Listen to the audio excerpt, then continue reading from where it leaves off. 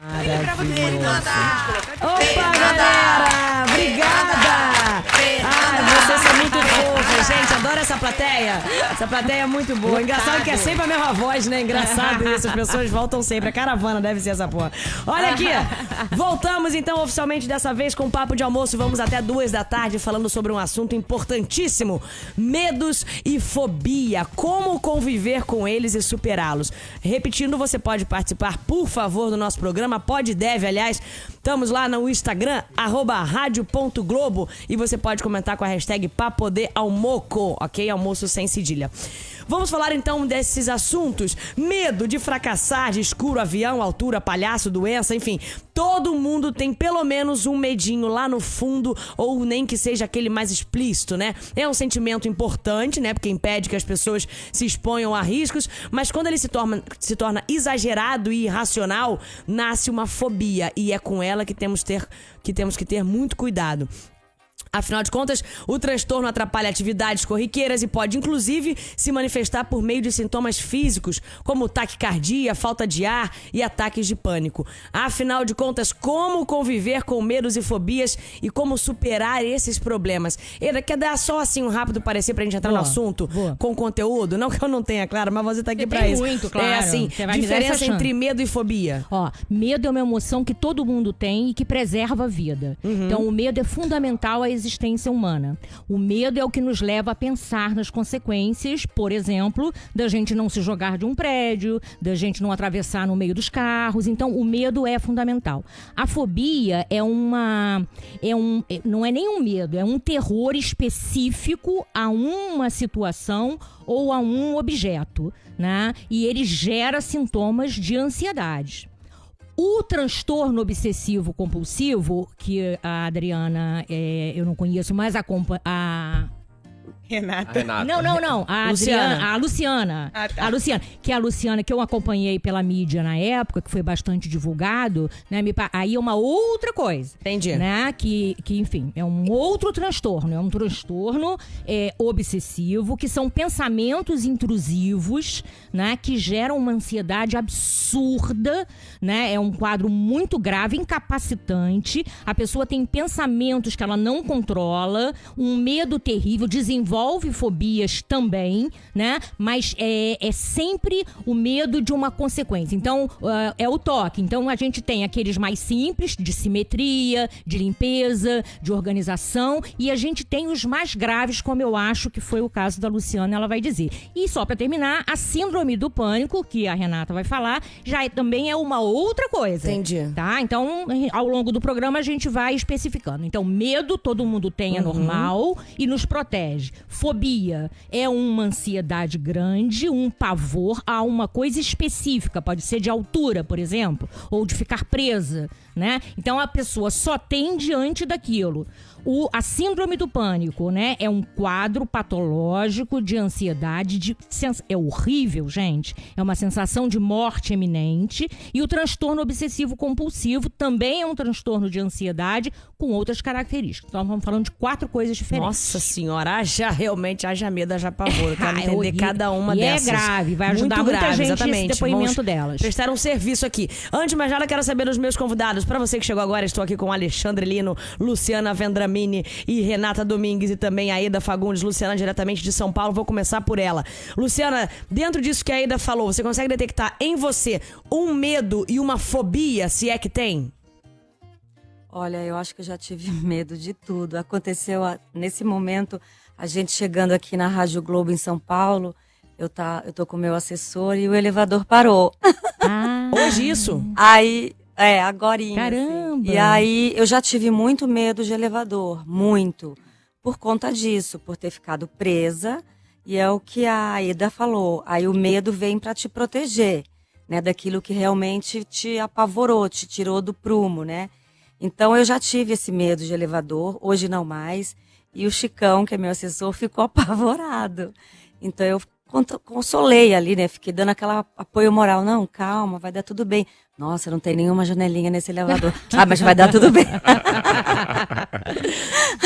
Isso assim, a gente não sabe onde tá, né? Mas vai dar tudo certo. Isso é uma fobia, então, já. Eu acho que o Chicão tem essa fobia. Eu já tive, muito. E foi muito difícil para mim, porque até a gente detectar o porquê daquele medo, né? O nosso inconsciente sabe que a gente tem aquele medo, que te paralisa. Então eu comecei a evitar andar de elevador. E eu morava no 22º andar. Nossa. Ai. Gente, eu subia 22 andares todo Nossa. dia. Então, o que aconteceu? Foi um medo que prejudicou a minha vida, porque eu deixava de sair, porque eu falava, vou ter que subir depois 22 andares. Então, ele paralisou um pouco a minha vida. Então, foi um medo que eu tinha que saber, eu tinha que descobrir a subjetividade dele, digamos assim. E eu fui, né? É um caminho difícil, né? A gente fala assim que parece um pouco com a jornada do herói. A gente tem que ir lá, meter a cara no medo, tem que olhar para o medo e falar, e aí, o que você quer me dizer?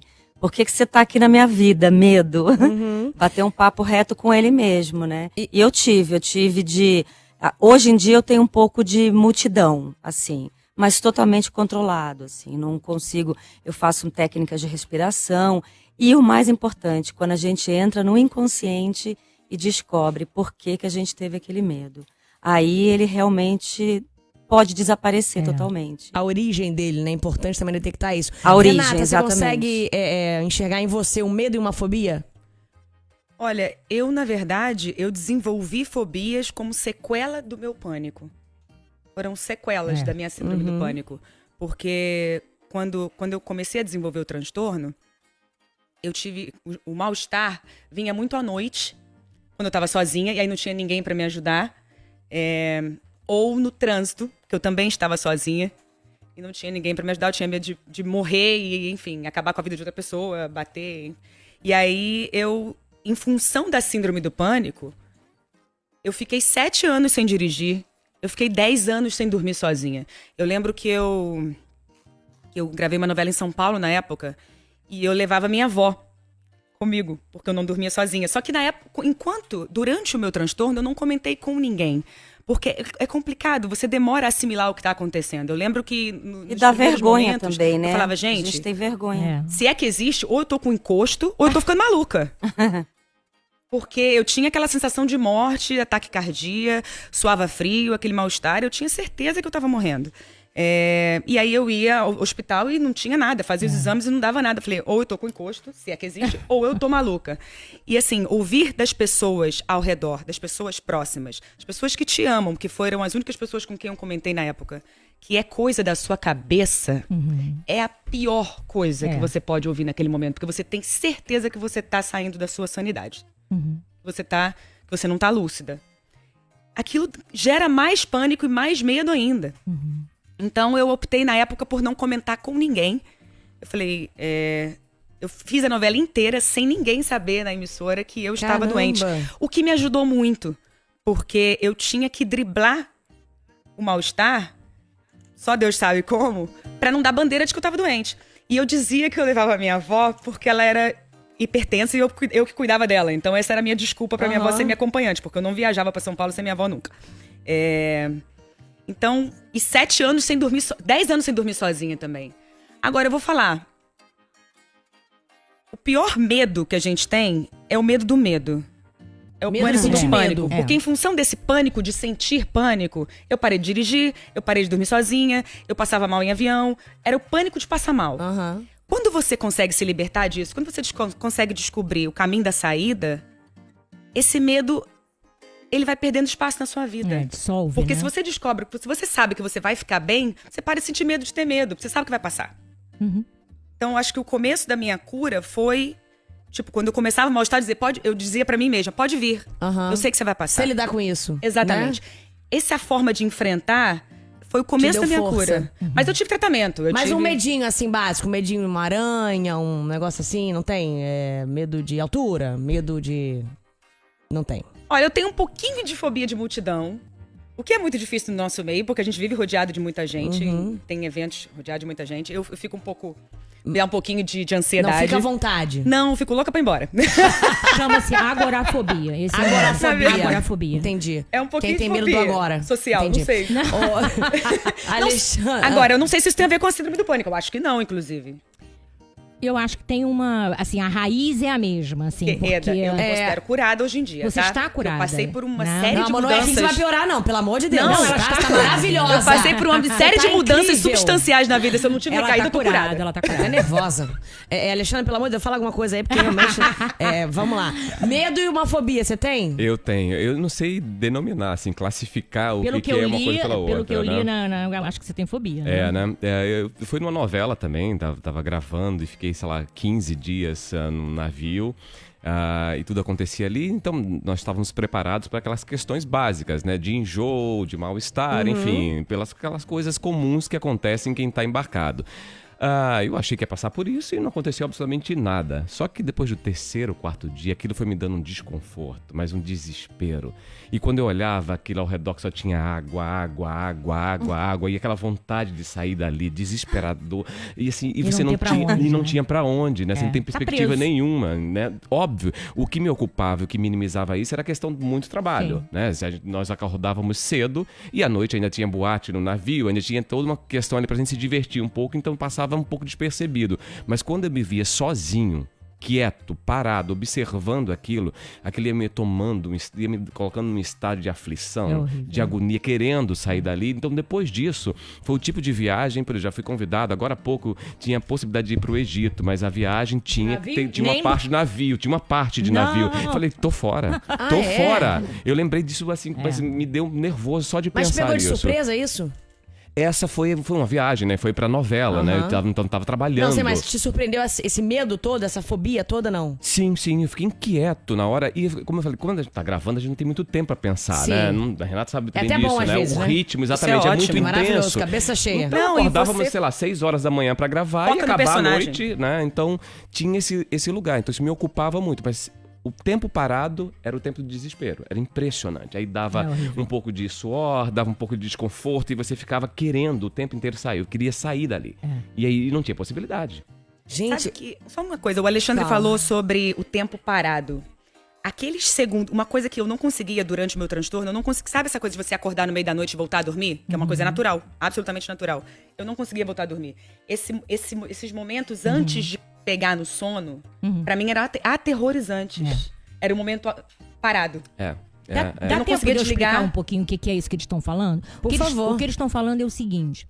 Quando a gente tem seja na fobia, seja no transtorno obsessivo compulsivo, ou seja na síndrome do pânico, eles são transtornos de ansiedade. E a ansiedade leva a uma descarga química no corpo, porque o cérebro interpreta que há um perigo, ainda que não haja. E quando ele interpreta que há um perigo, ele prepara o corpo para este perigo que não tem. De que forma? Liberando muito rapidamente, em grandes quantidades na corrente sanguínea, algumas substâncias que te preparam, por exemplo, para correr, para atacar, para fugir. E por isso é que o coração dispara, para poder bombear esse sangue, né? Vamos dizer assim, batizado, né? Entre aspas, né? Para as extremidades, formigamento nas extremidades, porque esse sangue está correndo muito rápido, sudorese, porque há um aumento da temperatura. Esse mal-estar, ele é químico. Então você falou uma coisa, Renata, do enfrentamento, que é o seguinte: quando você entendeu que esse mal-estar não passaria dali, que você não ia morrer, você não ia ter um ataque do coração, você não estava morrendo. Quando você compreendeu isso e você começou a dizer, pode vir, seja bem-vindo, porque eu sei que ele vai diluir, ali você começou a desconstruir. Então, a dica é, quando a gente começa a ter uma crise de ansiedade, né, se a gente tem a consciência que aquele mal-estar não é um mal-estar perigoso, embora profundamente desconfortante e doloroso, né? Você não faz a segunda descarga de adrenalina, né? Então você começa a se acalmar. Por isso que a Luciana falou, a respiração, né? A consciência, né? A síndrome do pânico, ela pode aparecer de repente. Tem pessoas Totalmente. que nunca tiveram nada e acordam no meio da noite com uma síndrome do pânico, né? A minha começou assim, no Pois meio é. da noite, do Pois nada. É horrível. É, a minha também. Uma coisa que me ajudou Assim, à muito foi noite saber Foi também. à noite que também a outras sua, pessoas... Luciana? Foi à noite? Foi. Ah. É parecidíssimo com a Renata, porque eu tinha medo de dormir, né? Mas eu tinha medo de dormir e de não acordar nunca mais. É. Então eu ficava ali rendendo naquela coisa cansativa, até amanhecer. Aí eu dormia de exaustão. Mas eu tinha esse medo. E o Alexandre falou de uma fobia. Eu tenho uma fobia, que é estar num barco ou num navio e não ver terra. Isso me tira do prumo, literalmente. Gente, mas Eda, Isso eu tenho. A gente consegue diagnosticar, detectar todas as origens desses medos ou fobias? Ou a gente pode passar a vida inteira sem saber, por exemplo, que ela tem medo de mar sem ver terra? Pode, mas na verdade, veja bem, o mar sem ver terra é igual estar preso. Se você estiver no meio do mar, como ele, do oceano, que você 360 graus, você não vê nada, isso é igual você estar confinado num espaço pequeno. Você não tem para onde ir. Não tem saída. Você não tem Exatamente. saída. Então a claustrofobia, né, que é essa fobia da clausura, que muita gente tem. Muita? Gente Ah, tem. eu tenho. Muita Tem gente túnel, tem. então, eu lembro que no túnel aquele túnel do Rio de Janeiro que passa Sim. embaixo da Rocinha, como é que chama? Dois irmãos. Nossa, eu É. fazia um caminho Muita mirabolante para não passar É. por ele. Jura, gente? Muita Porque eu gente. tinha muito medo Mas, de ficar presa ali. Luciana, até hoje? Ou você trabalhou, curou Não, isso hoje- ou foi saindo com o tempo? Eu fui trabalhando, eu fiz uma terapia bem específica, que é a TCC, terapia comportamental cognitiva, para trabalhar aos poucos, né, em doses homeopáticas, com esse medo que era bem, É horrível. que me atormentava, Porque, que prejudicava a minha vida, claro, né? isso que eu ia falar. Porque eu você até não me consegue levar uma vida arriscava. normal Te com paralisa tudo isso. totalmente. Claro.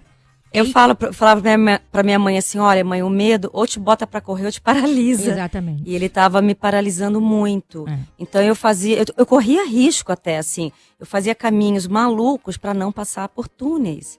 Então era muito difícil. É. Hoje eu passo Não. tranquilamente, mas quando dá aquela engarrafadinha, vem aquela respiração diferente. Muita gente Mas não aí passa você- em túnel. Aqui no Rio, como Pois tem é. muitos túneis longos, tem muita gente que realmente não passa em túnel. Então, eu tive uma estreia engraçada agora, porque como eu tô morando bastante no Rio, com a novela, eu não conhecia aquele túnel que tem pela linha amarela que sai no aeroporto. Sim, sim. Eu não conhecia, então eu É tava no grande Uber. também. Aham. De repente ele entrou e me lembrou muito esse túnel que tem em Nova York, de Manhattan até New Jersey. Uhum. Meu Deus do céu, quando ele entrou nesse túnel, eu falei, nossa, esse túnel é novo, né? Eu fui tentando, assim, tirar informação sem dar a bandeira, que eu tava, assim, me borrando de medo.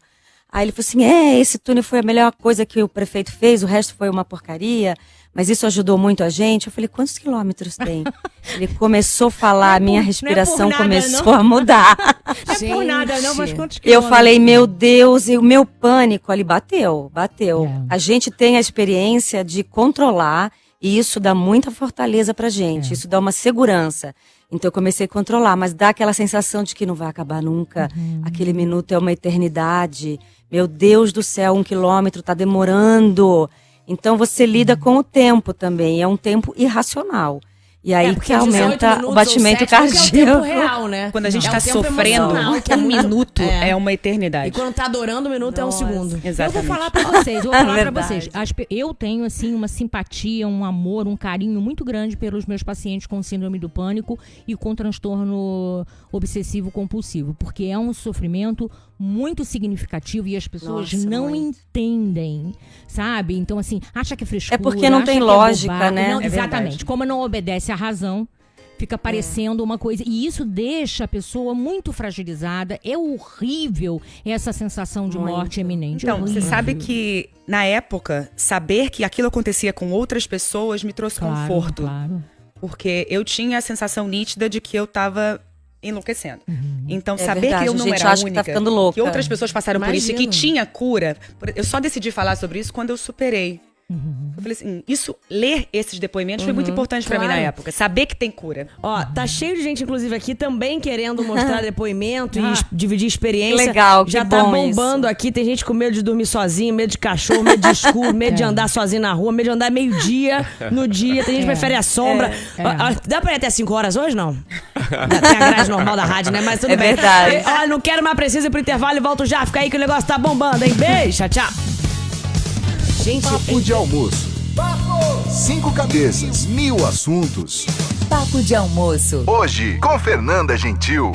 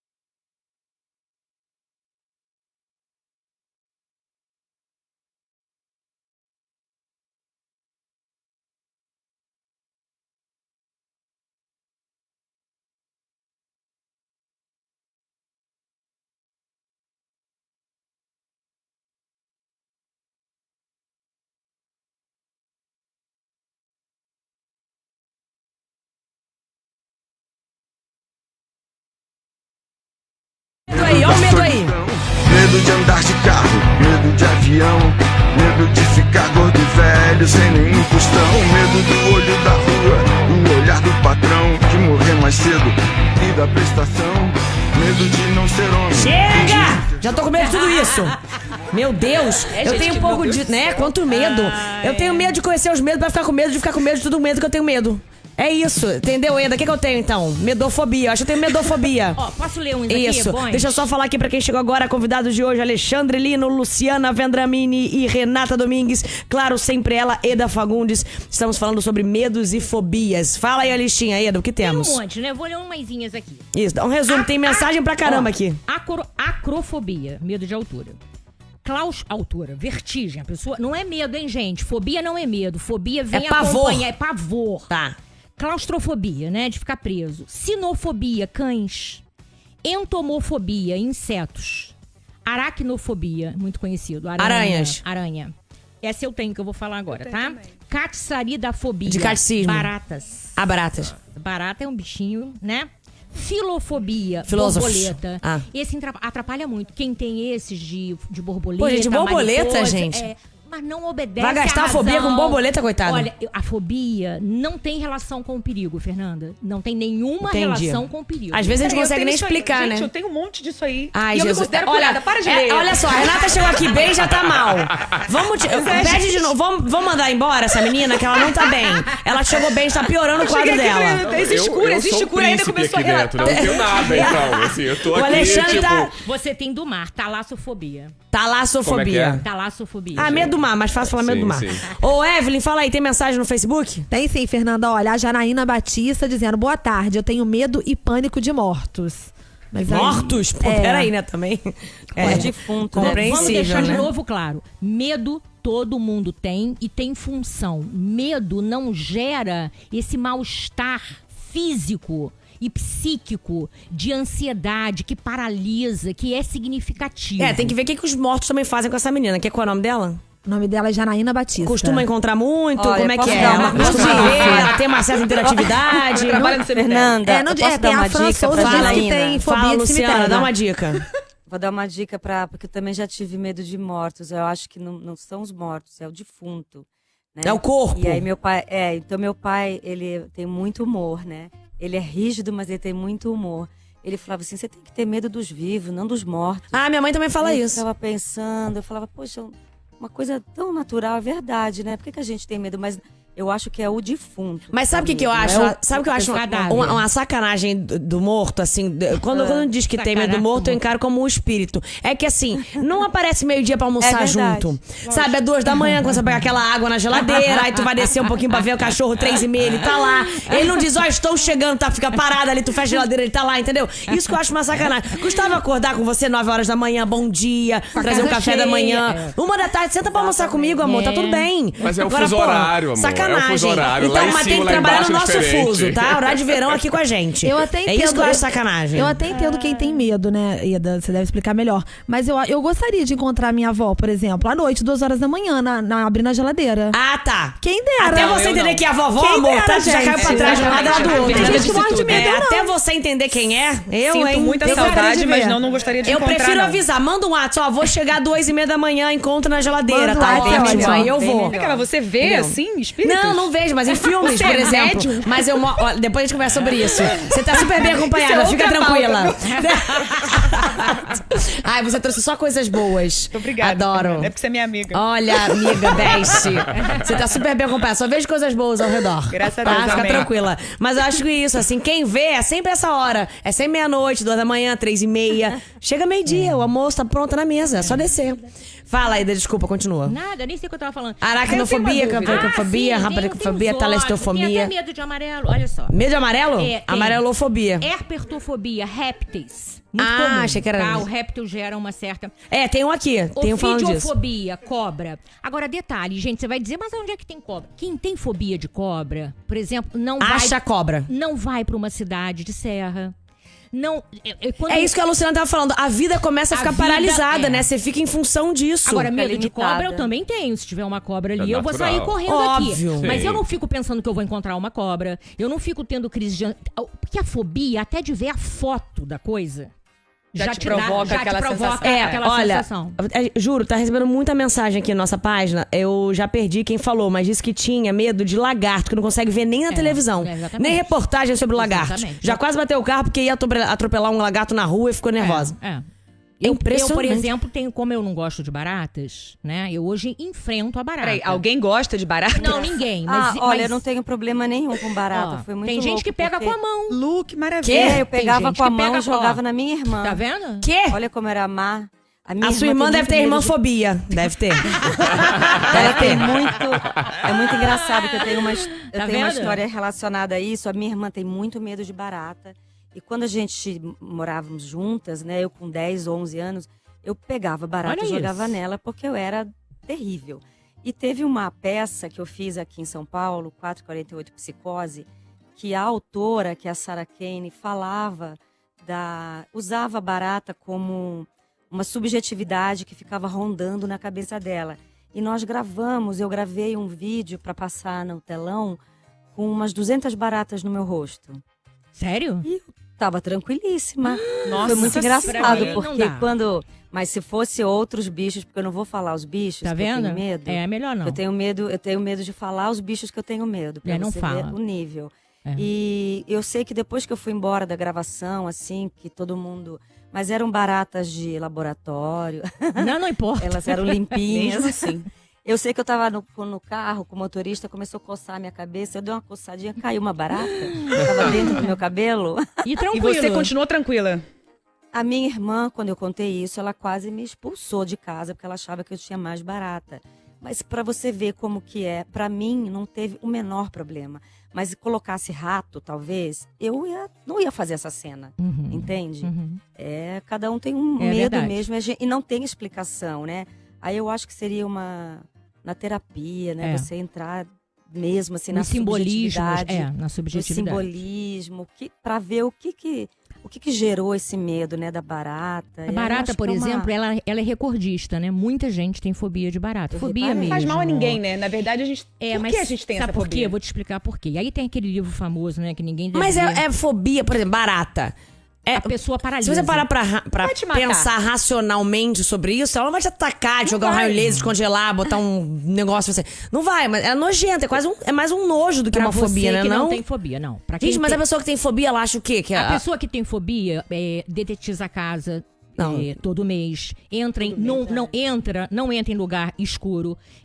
Fiscaliza todos os lugares. Não se hospeda em hotel. Tudo bem, mas ela porque tem, pode a ter fobia ela barata. consegue ser explicada por um motivo racional, do tipo, ela tem medo da barata por quê? A barata vai matar, vai Olha, atacar, vai virar um megazord, vai cuspir aquela gosma que ela tem? Esse teu raciocínio é um raciocínio que está associando medo a perigo. Né? Nem sempre é assim. Não, a fobia não tem a ver com isso. Então, Entendi. imagina, qual é o perigo que uma borboleta pode provocar? Pois é. Né? Qual é o medo? A barata ainda é nojenta, mas assim, a barata... às vezes, você em terapia, você pelo simbolismo, pelo subjetivo, e você vai chegando no inconsciente da pessoa e você vai descobrindo, né? E é lindo esse processo, né? A pessoa vai verdade. descobrindo, né? É lindo, né? até libertador, É né? libertador. Em que objeto ela botou? E por que é aquele objeto e não outro? A barata, por exemplo, eu vejo com muita frequência as pessoas que têm a fobia à barata dizerem o seguinte: é um animal que surge do nada. E é. E dura, né? Se tiver guerra, Ela ele tá lá surge, vivinha. e ele sobrevive até a explosão nuclear. Mas é uma chinelada, meu amor, bem dada, Ela não se sobrevive. pegar na Sobrevive. venta. Não Exatamente. resiste, não resiste, não. Não tem uma dúvida. Fala. Porque assim... Aliás, há um certo prazer em matar uma barata, Nossa, né? Eu aí- adoro. Isso, mas eu tem que- travo eu não a guerra, consigo sabe? nem Você vai parar pra de cima, ouvir eu o- parto pra cima. Eu vou mesmo. Sabe? Crack, o crack, matar. né? O medo é tanto que eu fujo dela. Eu também Mas não. a minha dúvida é a seguinte: medo, fobia, a gente sabe que os transtornos, a depressão, o pânico, o toque, existe um tratamento. Existe. Né? Graças a Eu Deus. tive acompanhamento psiquiátrico, eu É. tive a terapia que me ajudou muito. Aliás, os dois ajudaram, cada um tem a sua função. Claro. Agora, o medo e a fobia também é possível tratar? Também é possível. Tem cura? Tem cura. Então, Tem se você cura. descobre a raiz daquilo, de onde aquilo Se está. você Tem 2 tipos de cura.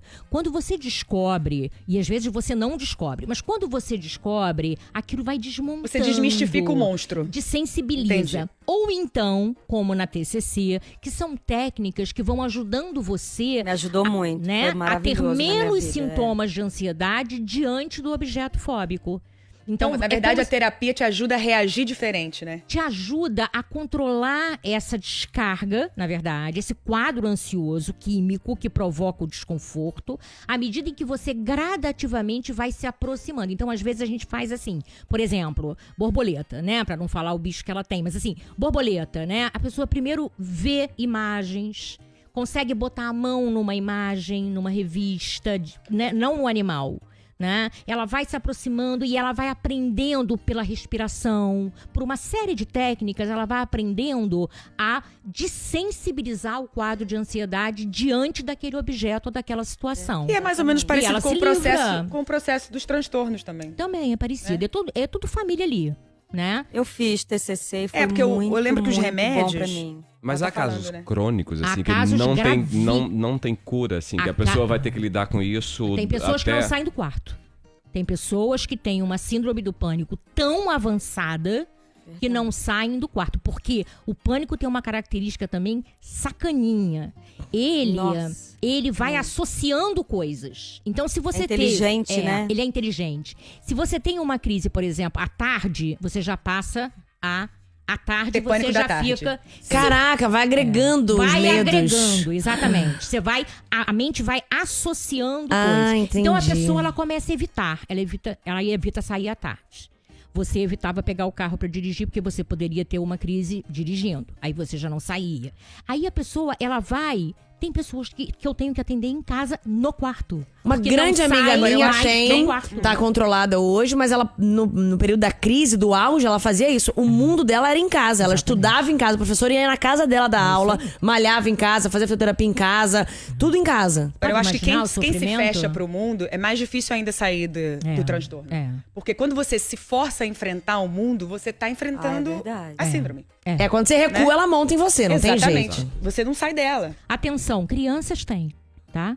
Crianças Muito, podem ter. E é muitas crianças. muito difícil de tratar. E é sofrido de ver. Ai, as crianças. tadinho, porque nem Muito eles difícil. devem entender o que é. Muito difícil. Pior o que eu acho assim pior da criança, porque eu também ajudo alguns hospitais, e, enfim, vou lá dar uma ajuda com a minha experiência. É porque a criança não sabe dizer o que é e o principal, a família acha que é birra. Olha, é terrível. Eu acho que nesses casos assim psíquicos, né, desses medos e fobias e até de transtornos também, o mais importante é você alertar a família, a pessoa que está do lado do doente. Porque o julgamento é muito forte. Muito forte. As pessoas julgam mesmo. Para com isso, Gente, menina. se uma adulto criança, é difícil de então- detectar e de entender, imagina uma criança. Pois Tudo é. tudo é mãe, Eu- a birra. Criança pequena. No meu E há quem tratamento negue, foi né? isso. E há quem negue. No meu tratamento, a minha equipe, eu digo equipe, eram 3 pessoas, porque ela se preocupou muito em conversar com a minha família, explicar o que era para a família poder lidar comigo. Eu acho esse caminho fundamental no E é. tratamento. Fundamental, passei E é. por isso Porque também. senão você é massacrada pelos julgamentos, pelas frases. É. Aquelas frases, vai ler um livro, você é bonita, É, tanta para com gente isso. pobre. É. Então, isso massacra a pessoa e te deixa numa impotência. Você se sente, assim, o cocô do cavalo do bandido mesmo, sabe? E Você quando fala, a bom, criança, agora só... Luciana, e quando a criança é pequena, uma criança de 4, Nossa, uma criança de terrível. 5, é muito difícil de tratar porque ela não Muito tem a difícil. favor dela uma ferramenta que vocês sabem que é fundamental, que é a capacidade de racionalizar. Ela Pois não é, tem. eu vi cada uma que Então, foi a criança terrível, é assim. muito difícil e os pais custam a entender. Agora, né? eu E também não foi era muito criança, eu sofrido, tinha assim. 24 anos, mas eu também não conseguia racionalizar. Eu não conseguia dizer o que eu tava sentindo. Eu só sentia. Não, é dificílimo a gente saber mesmo no racional, verbalizar aquilo ali. Porque dá vergonha e é tão sem lógica que te dá mais vergonha ainda de dizer.